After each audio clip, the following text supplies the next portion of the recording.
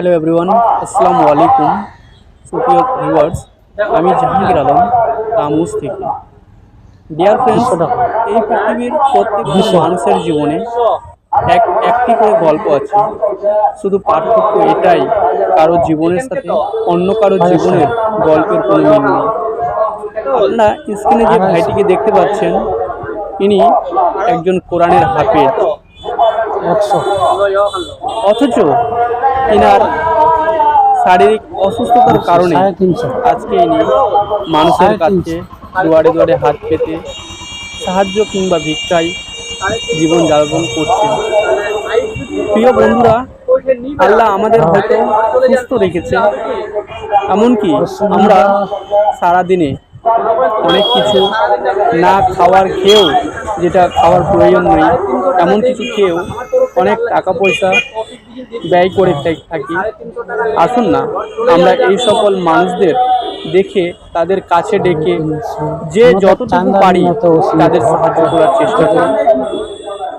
কাউকে দান করলে যে কমবে না, এটা তো আল্লাহ নিজেই বলেছেন।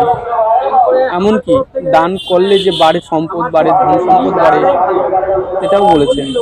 তো প্রিয় বন্ধুরা, আপনারা আমার এই ভিডিওটি যে যেখান থেকে দেখছেন, আপনাদের সকলের কাছে অনুরোধ, এই সকল দাদা ভাইদের দেখলে কেউ অবহেলা করবেন না কিংবা এদেরকে তুচ্ছ মনে করবেন না। এরা ইচ্ছাই নয়। হ্যাঁ, এটাও বলবো যে অনেকেই আছে যারা এরকম ধরনের ধান্দা করছে, তবে এই পৃথিবীতে সবাই এরকম ধান্দা করে মানুষের কাছে হাত পেতে টাকা রোজগার করতে চায় না। কেউ করে নিজের কষ্টে, কেউ করে নিজের দুঃখে। এই ভাইটার যা কষ্ট, যা দুঃখ, হয়তো আমি এই পুরো ভিডিওটা দেখালে আপনারা বুঝতে পারতেন। সব দিকে ঠিক আছে, হাত পা চলাফেরা সব কিছু ঠিক আছে, কিন্তু কথা হচ্ছে যে এই ভাইটা চলাফেরা করতে পারছে না। আসুন আমরা এই সকল মানুষদের কাছে থাকার চেষ্টা করি, এমনকি এদেরকে যে যতটুকু পারি নিজের আর্থিক সহায়তা দিয়ে তাদের পাশে দাঁড়াই।